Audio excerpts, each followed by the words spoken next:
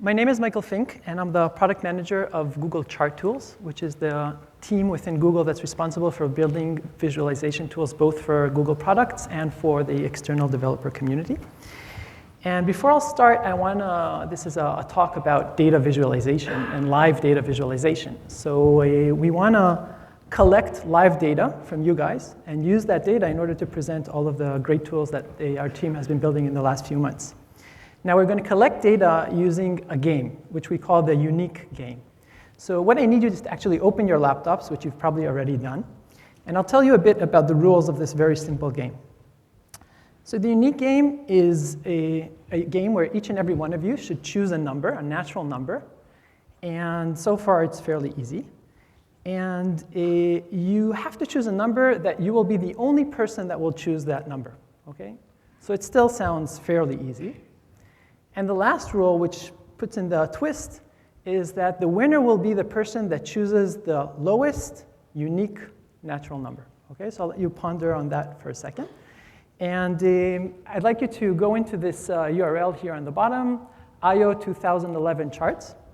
And we need each and every one of you to participate in this game, because otherwise we won't have data to visualize. Now, what you could see here is once you enter that URL, you will see this small form. Let me put in some data. So I think that the lowest number will probably be, 5. Okay? And I could put in my email, because the person that will win will get a grand prize. And I won't tell you, sorry. And I'm exposing my email here, but that's great. So you could feel free to send me emails later on, and I'll submit it. And what you see here on the bottom right is a gauge that should be reflecting the number of votes that we're receiving. Is there like a severe connectivity issue?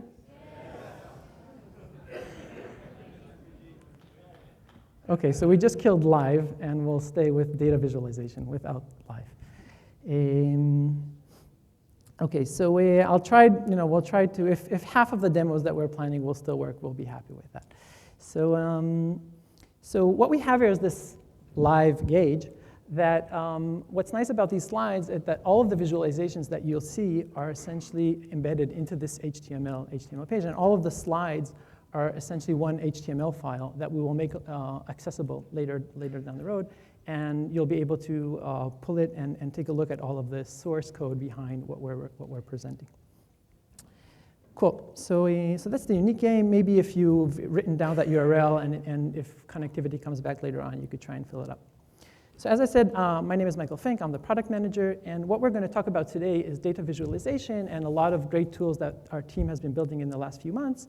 And kind of the climax of the talk will be in a short demonstration on how you could create full interactive dashboards using the tools that we've built. Now, the talk will be composed of two parts. The first part will be called Charts for Everyone, and I'll be delivering that part, aka fluff, okay? No actual code there. And then the second part will be delivered by our two leads, tech leads, Riccardo and Amit, and that will be a hands-on session. If we still don't have connectivity, it will be a virtual hands-on session. And they will be covering how to use charts in the context of app scripts. They will be talking about our new Chartwrapper, which is a new syntax for very simply writing and speccing out a chart and serializing it later on. They'll be talking about our new chart editor and how you could embed a full chart editor into your websites. And then Riccardo will conclude with an introduction to controls and dashboards, which will explain how to use multiple charts and multiple controls into creating a full data exploration experience. Now, if you look on a few efforts that Google has gone into in the last few years, you could see that in a very systematic way, we took domains that were specialized domains to experts. And we try to democratize them. So we've done that with MapMaker in democratizing cartography. So suddenly everyone could create his own map. And we've done that with YouTube in democratizing video. So until a few years ago, if you wanted to have any chance to have a video that reaches millions of people, you had to probably work in a studio in Hollywood. And today, you could sit for one afternoon and make a viral video, and suddenly that capability is available for everyone. And we've democratized 3D modeling using Google SketchUp and other tools. And what I want to challenge us as a community is, can we democratize data visualization? Can we make the process of data visualization something that everyone could do in an effortless manner? So how many people are familiar with this chart? Okay, so that's all the XKCD readers here, great. So what's nice about this chart, and what it kind of explains our motivation in democratizing data visualization, is the fact that one chart is often worth 1,000 images. And this beautiful chart explains why kind of the gravity cells, the gravity wells, sorry, in our solar system.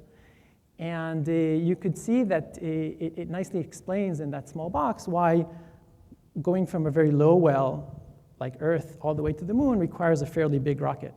But if you want to return from the moon back to Earth, you need a very small rocket, because the only barrier that you have to pass is the small gravity barrier of the moon. So a nice visualization, a nice chart could really communicate a lot of information. And we were inspired by the work of Randall Munroe in XKCD over the last recent years, by observing how time and time again Randall was able to create different chart types and different visualizations that we were all familiar with, but give them a new flavor. So he's been using scatter plots. You can see a scatter plot here to the left. The y-axis is whether the fruit is tasty. The x-axis is how difficult or easy it is to eat that fruit. And does anyone know what this scatter plot was titled? Fuck grapefruit, okay? Now let's understand why. So grapefruit is all the way here in the bottom because it's difficult and untasty, okay? And you have seedless grapes here in the top because they're easy and tasty. Grapes with pits are not that easy. And one visualization can really, one scatter plot could really communicate a lot of information. He's been using, bar charts along the years. This is a bar chart that shows that a lot more people search for the sentence, I should have kissed her, rather than I shouldn't have kissed her. And I won't even go into this heat map down here. So, oops, I'm trying to switch a slide, but are we stuck on this slide? Yeah. Let me try to refresh, maybe.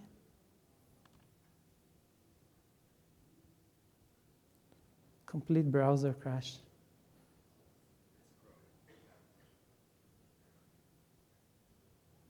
Okay, perfect. Now, everyone close your eyes for 3 seconds so you won't have to see the entire talk. Okay, perfect. So taking these great examples as inspiration, we defined our team's mission to make the world's structured data universally accessible and useful using visualizations. And our motif is to try to build charts that could be used by anyone. And by anyone, we mean like the end users, the end consumers that we might be dealing with, developers such as yourselves, people that work in the apps and enterprise context. So we really try to build a set of tools that anyone could use, and I'll try to demonstrate that. So let's start from consumers. So we view consumers as people that don't write code at all. So we want something that is completely UI-based, and if you want to create a chart and that's the limitation that you have to stand with, then we provide within Google Spreadsheets a set of charts. Here's the spreadsheet that actually collects. Oh, I see that a lot of people did manage to respond. So here are all of the responses that we got. Who provides 65,000? Guys, you're way off. And here's a short histogram of the actual selection. So we see that 20 people, the smartasses, chose one as the. And if I just want to add a chart, I select the data range, and I could get a chart with one click. And this new chart editor that we've created is very cleverly done in a way that if you select a data range, we observe the data and try to filter out or prioritize the charts that are best compatible with the data range that the user has selected. So that's one feature of this chart editor.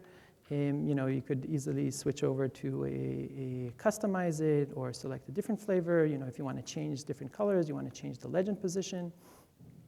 All of these are options that could easily be done. So even as a consumer, you're in a position where you could really, in a very quick manner, provide data visualization that was not available soon. But that's obviously less exciting for the audience here. And what's more exciting is the offering that we have for developers.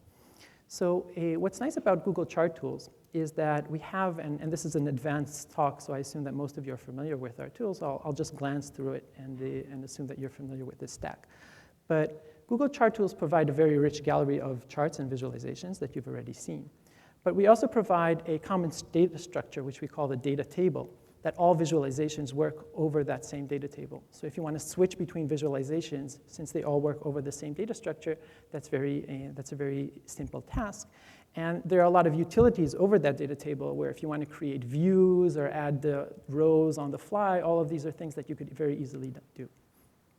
Then we have even a deeper layer that goes back to the data sources that you might have, and we also provide some built-in data sources like Google Spreadsheets and Fusion Tables and others that could hook up into your data, and we provide Java and Python libraries that help you hook up your data in the backend to the actual visualization that you want to do in the client. So we really provide an entire stack of tools.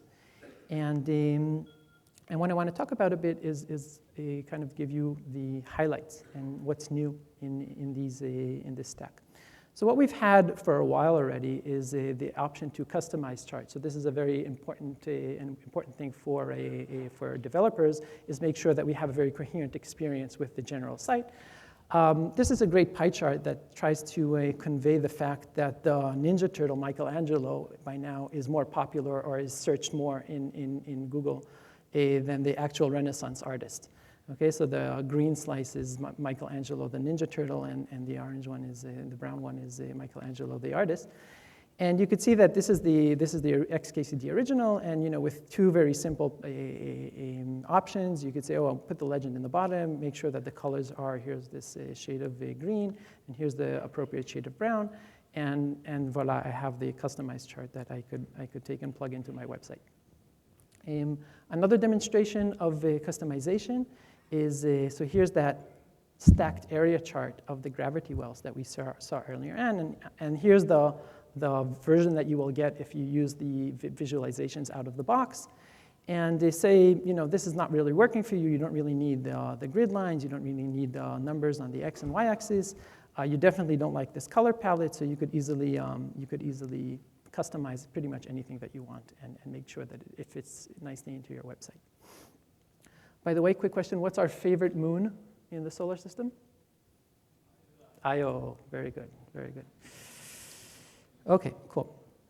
So those were things that were available for a while, and then on the new stuff is we're fully committed to switching over to HTML5, and people here that are familiar with our gallery know that we still had some Flash visualizations in our gallery, and we are pretty much in the process of phasing them out and coming out with new versions that are completely HTML5 compatible. You could see this Geomap here on the top of the chart, which is purely SVG based, and what we see in this chart is the gradual popularity over time of Dilbert versus XKCD. So how many people here have ever read Dilbert? A nice crowd. How many people have ever read XKCD? Everyone. No? I don't know. I always assumed that was the case. So what we could do now is we could see over time, we could see that way back in 2006, there was no XKCD, right? And Dilbert was pretty much a dominant thing, specifically around California, which is a Silicon Valley stronghold. And then around 2008, XKCD came in, and I think XKCD Randall Munroe started from Massachusetts, and you could see that he had his followers develop there. And by today, XKCD is like a lot more popular than Dilbert worldwide. So what's nice about this is that there was this a Geomap visualization on the top, but then there's this time control on the bottom. And we built it in a very generic way. So you could pretty much plug and play between any visualization that you would like on the top and the independent time selector on the bottom. And Riccardo will talk a bit about selectors later on, and hopefully this will be available by our next release. Okay, so other new things that we've been working on. So we completely redesigned our website. I encourage you all to go to google.com, codegoogle.com APIs chart. So we kind of unified the two APIs that we previously had there. And we're releasing a new version of our data source library in Java. So you could easily hook up any data source that you have in your backend to create data tables in the client. And I mentioned earlier on that Fusion tables are now an official, a compliant data source. So you could hook up your visualizations to any Fusion table that you might have.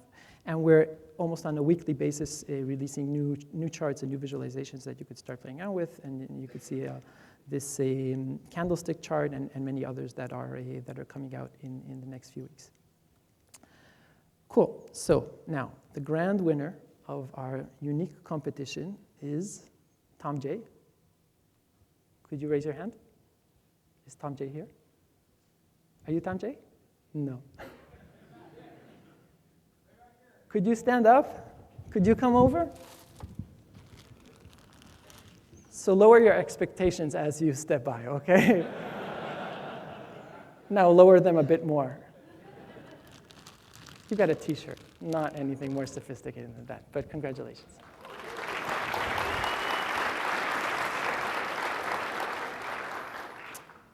Now, what's cool about this is that you see this projected here, but if each and every one of you could look into your email right now, you see that you could get you got a chart sent over to you with live results of how unique you were. Okay, so if you chose 3, probably not. You're not very unique. You're 1 of 9. If you chose 6, you're the winner. Congratulations, Tom. And now I'll switch over to Amit, who will explain how we were able, as the talk went on, to send out all of these emails using the Google app scripts.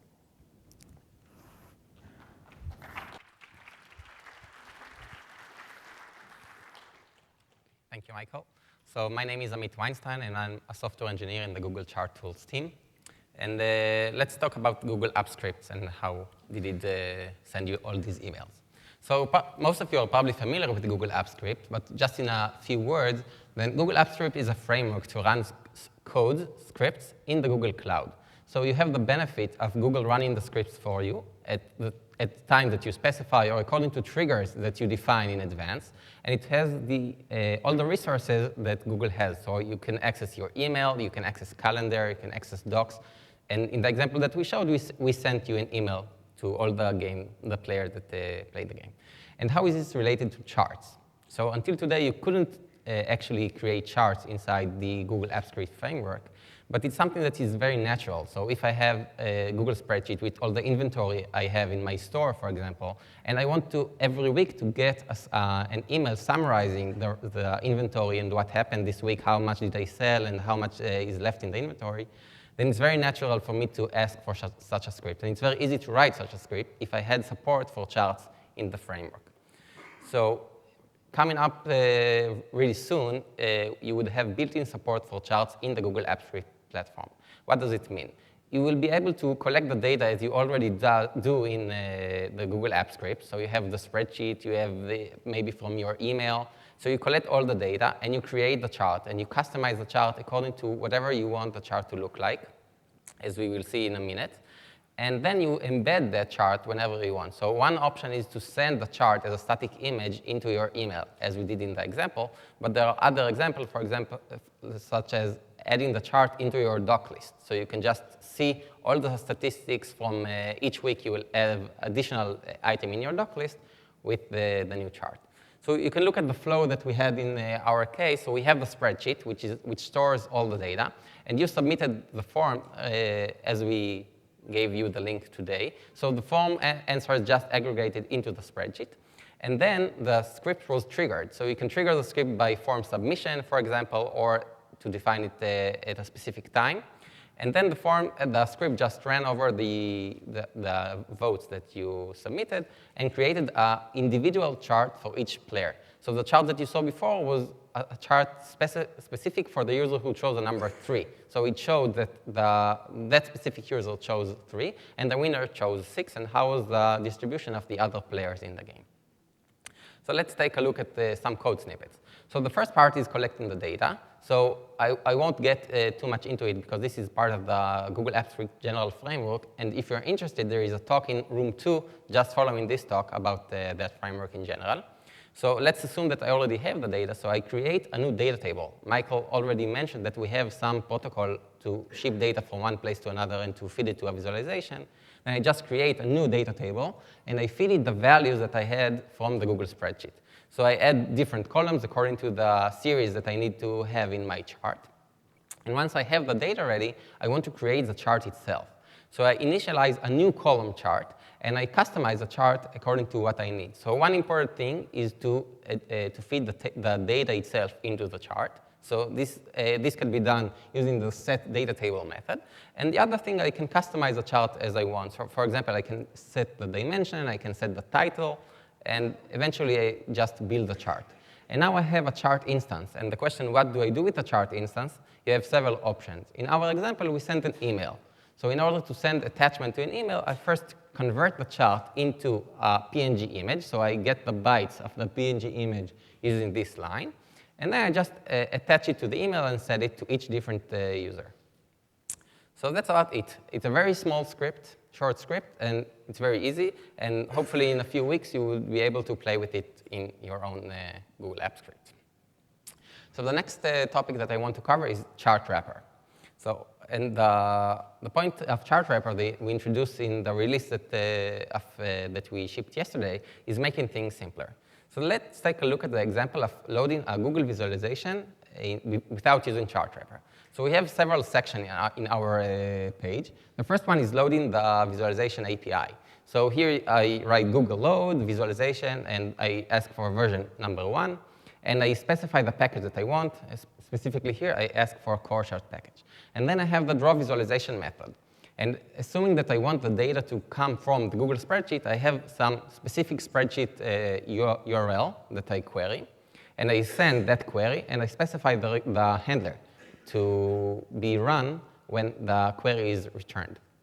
And the handler makes sure that the query was successful, that there was no error. And assuming there was no error, I have a data table from the query, and I just initialize the chart and draw it. So let's see how we can make this snippet a bit shorter. So this is a new snippet with Chartwrapper. So first, I load the visualization API without specifying any specific chart. I only want the core part of the API, only what contains Chartwrapper. And then once I have the core API, I just initialize a Chartwrapper, and I specify all the parameters that I need. So I specify the data source URL. It's the same URL from the previous slide. I specify what chart type I want to present, which is column chart. And then I specify the container ID, where in the page I want to display the chart. And that's it. My next call is to the draw method. And this handles all the things for me. So it loads the correct package from the visualization API dynamically. It sends the query to Google Spreadsheet without me having to specify to query it myself. And it then draw the visualization into the div that I specified. In addition, it also allows you to modify the chart very easily. So now, let's say I want to change the chart type from column chart to area chart. Then I just call the method set chart type with area chart. And for example, I can also set some option like the title to be my new area chart, and to call the draw method again. So everything is taken care of behind the scenes. So the new package is being loaded, and the new chart is being initialized and drawn to the screen. So we already discussed some of the features of Chartwrapper. Here is a list of some more.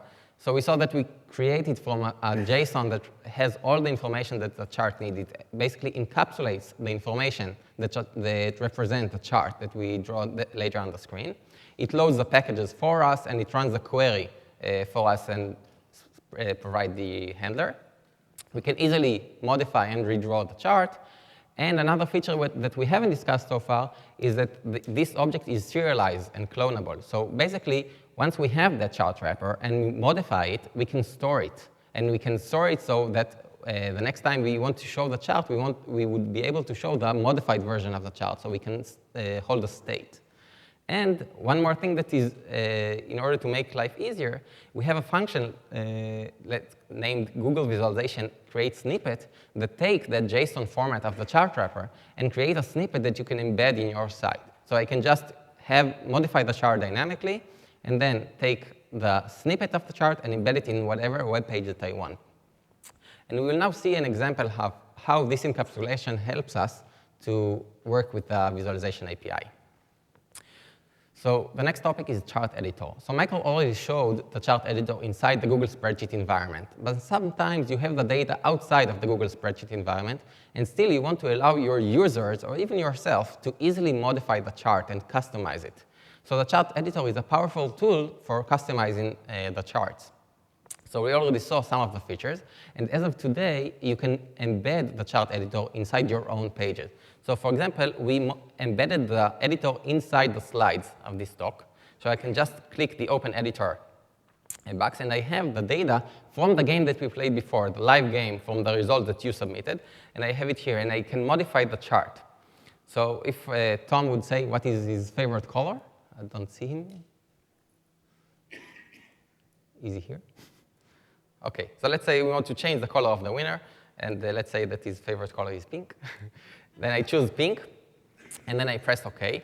And then the chart is embedded inside these slides, and it's persistent. So now when I go back to this slide, the color would remain modified. And I can modify the chart again, and I can change, for example, the title, and specify the name of the winner. And it's immediately reflected to the slide that we see. So you can embed your editor inside your own page. OK, so here's a very short code snippet on how to create it on your own. So first, we create a chart wrapper. So as we said, the chart wrapper encapsulates the information that the visualization needs in order to be drawn. And in this case, we only specify the data source URL, because everything else will be defined by the user in the chart editor. So we don't need to specify the options, and we don't need to specify the container at this time, and we don't need to specify the chart type. Everything would be defined in the editor. And the next step is to create the editor. So we initialize a Google Visualization Chart Editor object, and we listen to the OK event. So we want to decide what happens when the user clicks on the event button in the chart editor dialog window. And in this example, we take the editor, and we ask the editor for the current up-to-date chart wrapper instance, which has the serialized representation of the chart. And we just call the draw method to the container that we specify. And that's it. The chart is immediately updated and is persistent. And then we just need to open a dialog whenever you want. So we decided that it would be open on the click on the Open Dialog button, but you can have whatever trigger that you want to open the editor. That's it. Now I will hand over to Riccardo to tell you about controls and dashboards.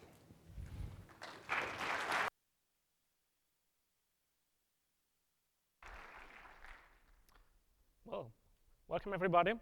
My name is Riccardo, and I'm going to guide you through the last part of this presentation, which is going to be controls and dashboards. So before we start, let me spend a minute with a small story.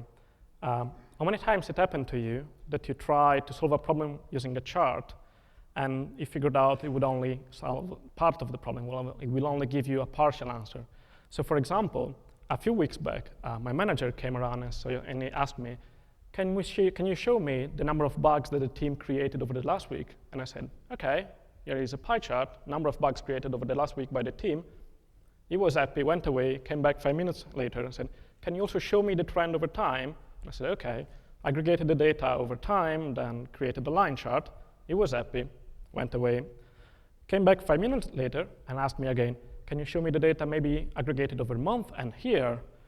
And, OK, 2 more pie charts, month and year, you should be fine.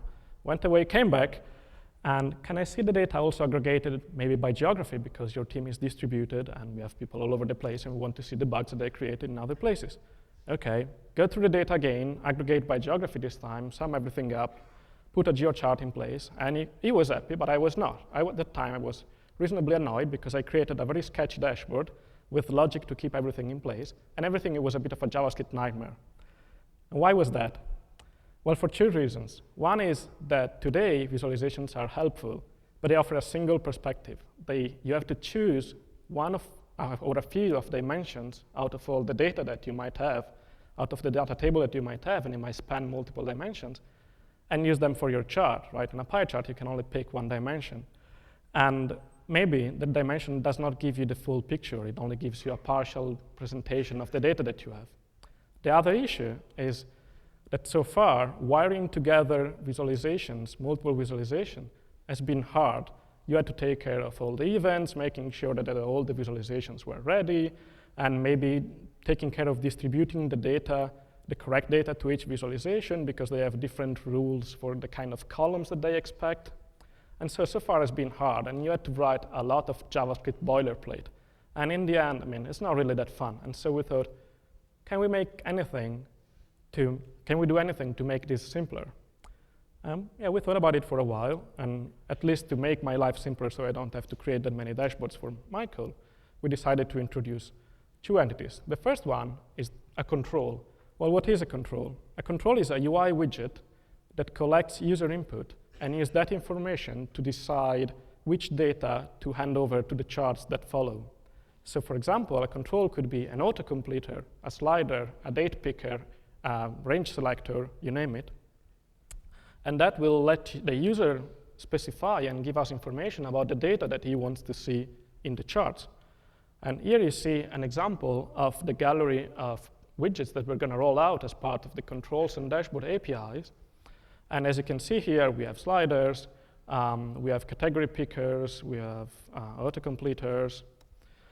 And you can imagine, for example, having a chart and having a slider on top of that, and let the user with the slider select the fraction of the data that he cares about and he might be more interested in. So now you need to wire everything together, and for this we are introducing a dashboard. Well, what is a dashboard? A dashboard is just a collection of controls and charts that play together over the same set of underlying data. It's the wiring, it's the binding logic so that you don't have to, that takes care of basically propagating the data through all the controls and charts that are part of the dashboard and making them behave like a coherent whole. So let's look at how the API would look like. So we try to keep the API simple and as similar to the ones that you're already familiar with. So what would you do then? Well, the first thing, as we said, you're going to probably create some charts. And for this, you're going to use the google.visualization.chartwrapper that Amit just introduced. And as we said, is a single self-contained wrapper that describes what a chart should be. It has a type, for example, a pie chart. It has some options, and it has a placeholder in the page that will contain it. Then you're going to have controls that will let the user play with the data and affect the chart. And for this, we're introducing now an equivalent class which has the same semantics, which is google.visualization.controlWrapper. It is configured in the same way with a JSON object, and you use that to specify the kind of controls that you would like to have.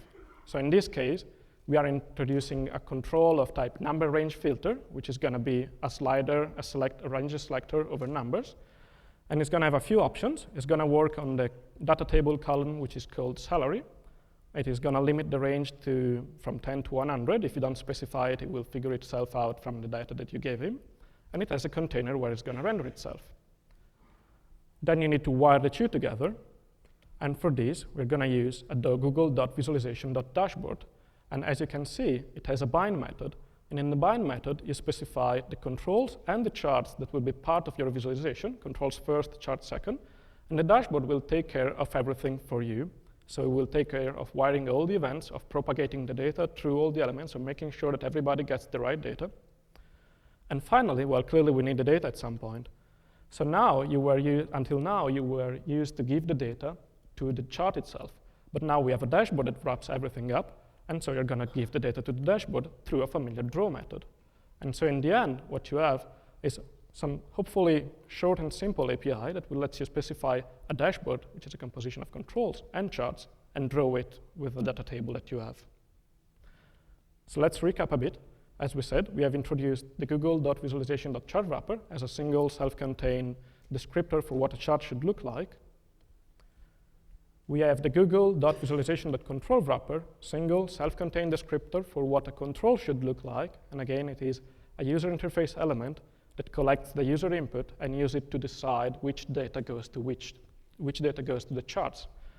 As you can see, again, it has a type that decides which kind of control you want to have, a placeholder for the position in the page where you want to render it in, various options. The addition is the state. State describes basically the user input that we collected. For a range slider, it would describe the position and the value of the 2 thumbs of the range slider. And you can define an initial state. So if you want to prepare the control in a defined state when you initialize the dashboard, and you can also change after the fact programmatically, for example, to integrate with your own logic.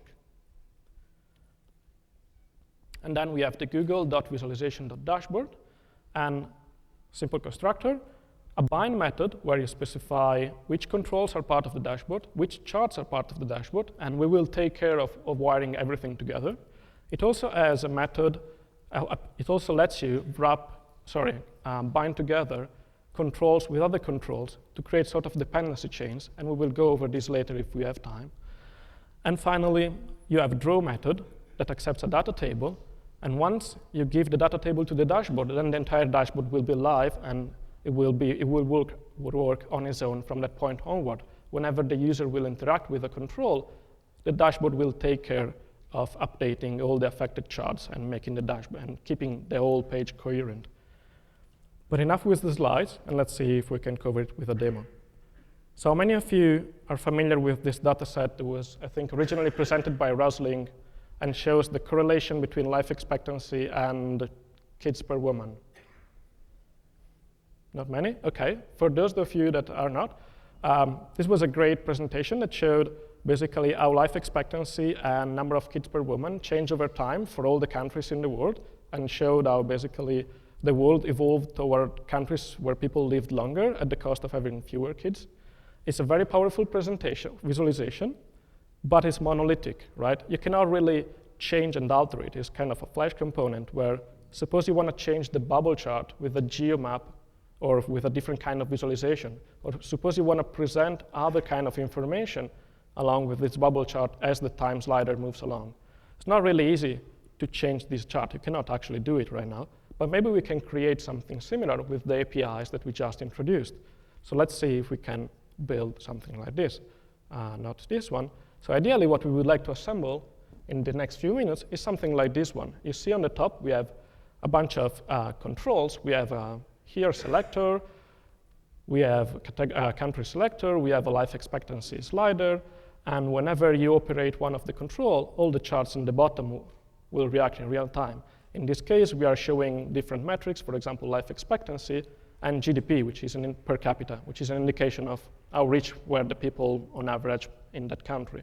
So for example, for 2008, if you look at which countries have a life expectancy below 60 years, you will see that unfortunately, most of Africa still has a low life expectancy. But at the same time, you have seen how the charts and everything updated in real time when the user played with the control.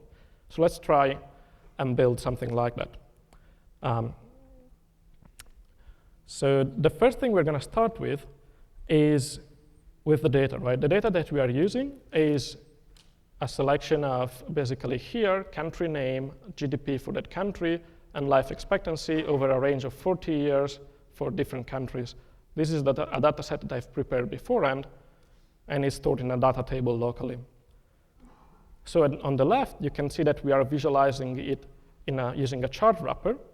We are specifying that the type is going to be a table. We have a container, that is the element that is going to contain the chart in the HTML page, the data, a few options, and the draw method.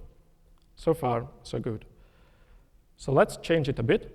On the right, now you see that I have added a control, a here, basically a category picker for the here, and whenever I operate the control, so let's move to the 60s, the data on the bottom changes.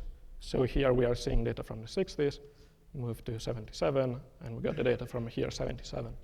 And let's go over this code on the left side. So again, we have the chart wrapper on top for the table, as we said before. Here in the middle, you see a control wrapper instance that say, I'm going to use a category filter. It's going to work, it's going to apply itself on the column which is named here. It has a few options for the user interface, such as will it allow multiple entries or not? Will it allow the user to type something in an autocompleted fashion or not? It used to have the initial selected here as 2008. And then we have a dashboard instance. Create a dashboard instance. And as I demonstrated to you before, you call the bind method. You tell that you want the here selector to affect the chart. And then you call draw with the data table. And from this point onward, whenever I operate the here selector, the chart updates. But a simple table is not really that helpful for our case, so let's try and change it to something else.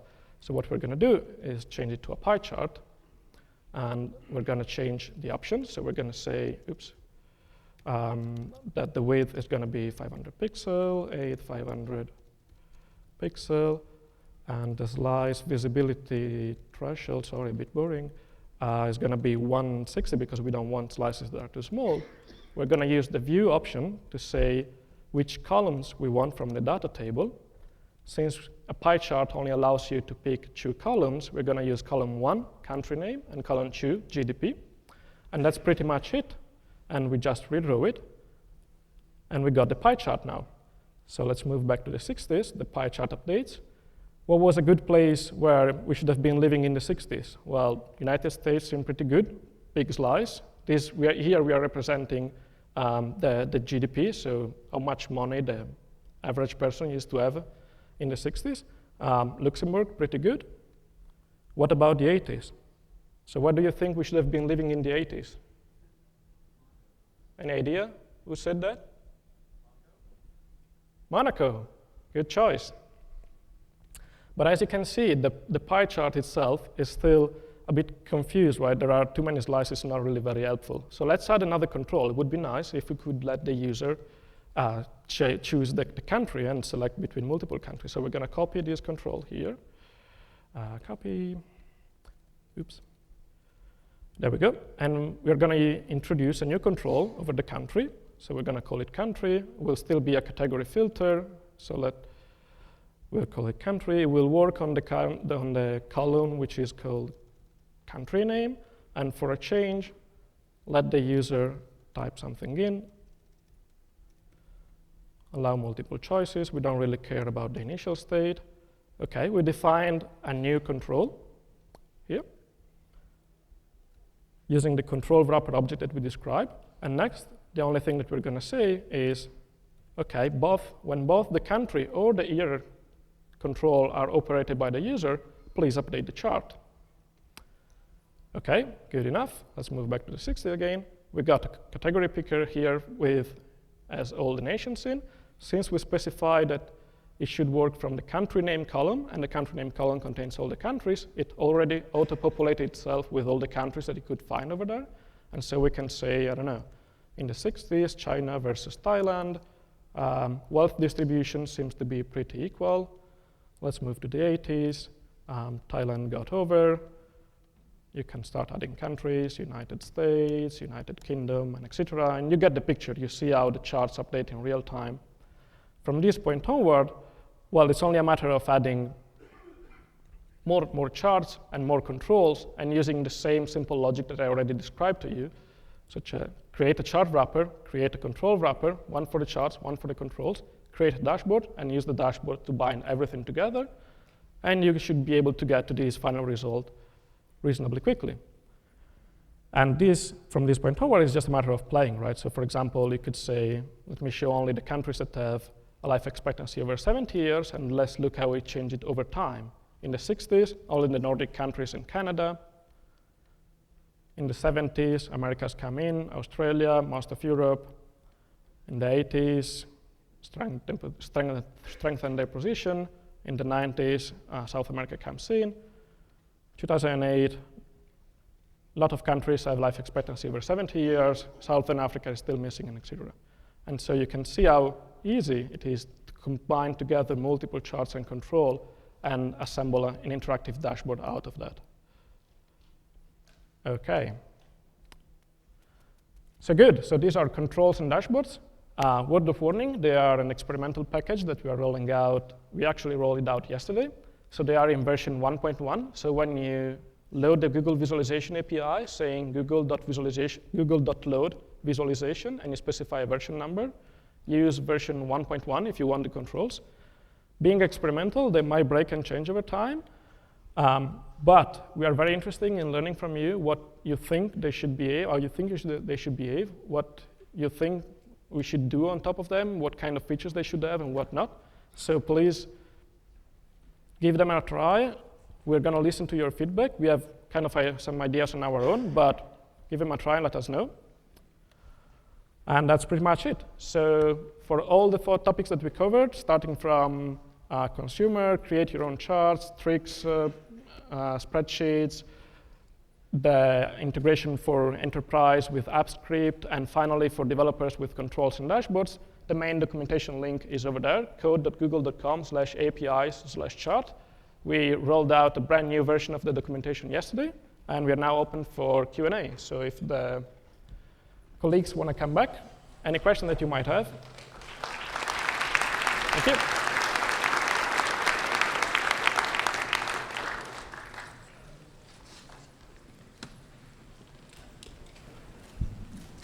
Have you guys thought about hooking up, instead of passing a data table, passing it a data source? So I'm not sure if you've seen things like Spotfire, where you actively, dynamically slide and you're running queries essentially in the background.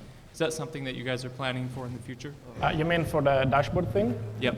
For yes, you having so to control, actually, maybe control a data source API. Yes. So version 1 is local data source, but version 2 or X is going to have remote data sources as well. Do you plan on releasing some of the extra features from the annotated timeline from Google Finance? Yes, so the controller that Michael showed today, that you can select the time range dynamically, is one step in the direction of creating an HTML5 version of the annotated timeline chart. Okay, so we are heading there. So things like real-time updates will be available and that kind of stuff? I didn't hear? Like real-time updates from the annotated timeline? We will send an email to the group in the next releases every time that we add another component on the way to reaching that chart. Great, thanks. Hi, as I understand correctly, we don't have a way to connect to a database and run a query and create a chart, right?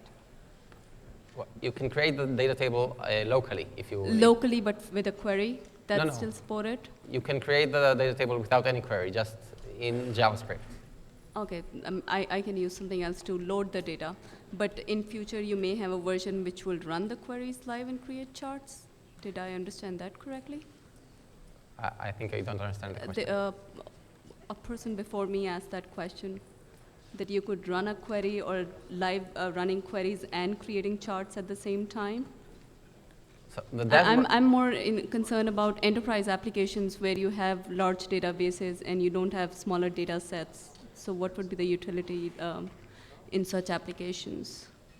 Okay, so the new data source library that we submitted a little while back allows you to sample the data. So if you have a remote data source which is big, we added some capabilities to the query language to allow to sample it. And currently the dashboard only works with a local data table, so we have to store all the data locally in your browser. But in the future version, we hope that we would be able to connect to a remote data source, and combining with sampling, every time that you narrow your view, you will use less sampling. So the chart will remain with a reasonable amount of data, and you will reflect the current slice that you are looking for. All right, thank you. How easy is it going to be to theme or customize the theme or the skin of this, of the dashboard and the tools? So hopefully it should be easy. If you go through the APIs, you will see that they all have a consistent standard API. You create an instance of the kind of thing you want, a chart, a control, or a dashboard. You configure it with some standard options, and then you just draw it. So, and it's very, sorry, go ahead. Oh, no. So something like a scatter chart to have a custom background or something like that, is that possible? or does it all have to be solid colors for now? You can customize, I think you can customize background as well already. Yeah. So there are two different things. Customizing the chart is something that we provide as part of the charts. So every chart has its own customization options, and you can send us an email if you need some other customizations that's currently not there. And I think that Riccardo, what he meant that the controllers, hopefully in the future, you would be able to create your own controller that blend more smoothly in your page and to interact with the charts that you provide. Hi, I still have questions about the data source. What data source options are there currently for this, and what options maybe in the future will you guys be looking at?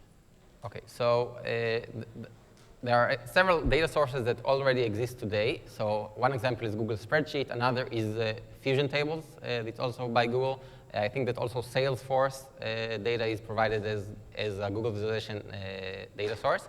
And you can create your own data source. So we have open source libraries in several languages, including Java and Python, that you can create. If you have the data stored in your location, you can just include our code and become a proper data source.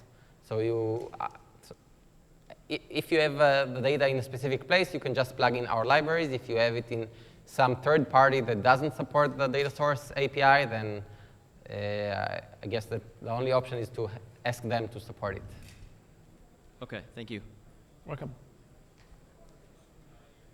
Just a quick question about the interface with the dashboard. So you know how with current charts you have some events that are kicked off when you select a data series or when you click on a data point. Are those events going to be able to kick off things in other parts of the chart the way you guys have implemented it? Right, so there will be, if I understand correctly, the question is whether interaction on a specific chart will propagate to the rest of the dashboard. Again, not in the experimental version that we're rolling out, but one of basically of the first features that we're going to roll out is the fact, for example, that when you select a specific data point in a chart, the equivalent representation of that data point across the entire dashboard, so if it's a country, maybe the country in the Geomap, will be highlighted as well. So for example, the selection event will propagate across the dashboard.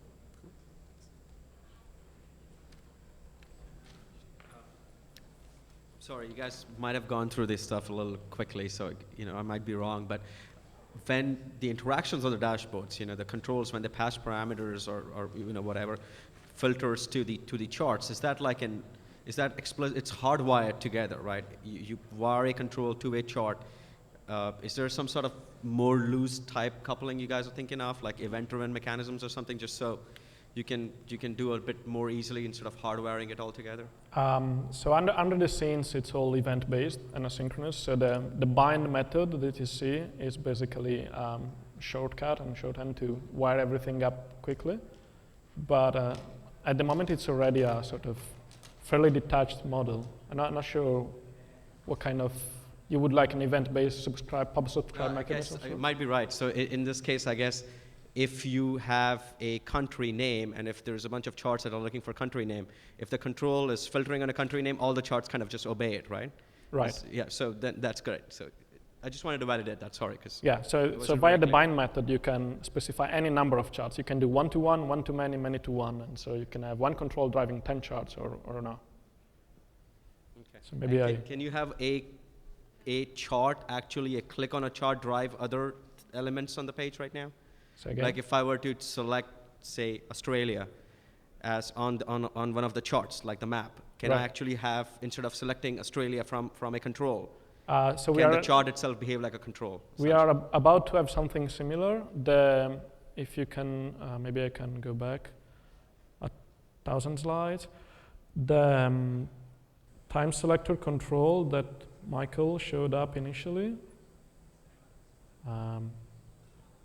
maybe. It's clearly not this slide, too fast. Okay, this one. So you see this one on the bottom is a control that lets you choose, in this case, is a time interval, and it's built on top of an underlying line chart. So there's already the concept of combining controls with a specific chart. We may not have right out of the box the kind of control over a geomap that you are talking about, but there's already something like that. Oops. Thank you. Good. Anything else? Then we're good. Thank you Thank for you your very time. much.